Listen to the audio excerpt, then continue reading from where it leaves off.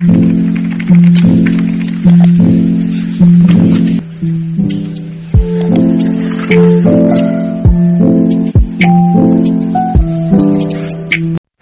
back to my channel. To this video, how to download or transfer unsupported video. Ayan. So, may dalawa akong video dito guys sa gallery ko. Hindi siya transfer sa KineMaster or sa any apps kasi unsupported siya. Ayan oh.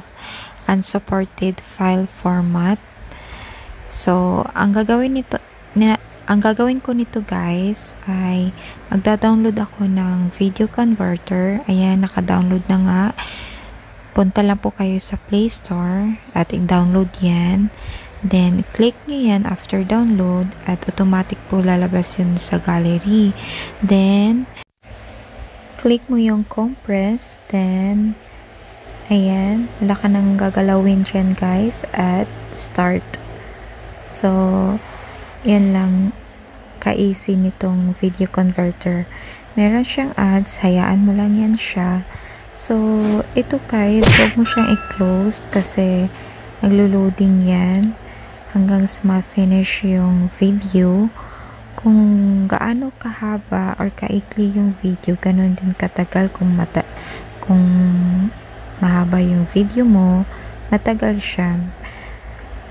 So, 10 minutes tong video ko, kaya ito medyo matagal siya guys. Pero mabilis din naman yung ano niya oh, yung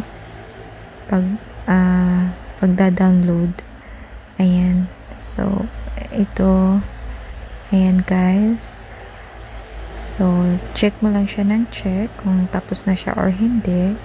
Basta wag mo lang din talaga siyang i-close yung window habang nagpa-process.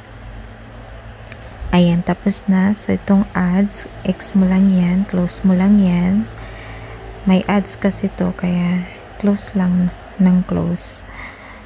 So, ganito lang guys yung gawin sa video converter. Pag meron kayong unsupported video na hindi siya mada-download o matransfer sa any vlog apps nyo po. So, tapos na nga po. Try natin. Ayan, punta tayo doon sa gallery. Ayan, na-download na po siya ako. Ayan, ito. Na-download na siya. Try natin siyang i-transfer sa KineMaster kasi KineMaster yung gamit ko guys. Ayan, so transfer natin tong video na to, itong vlog kong ito sa KineMaster. Yahoo! Yay!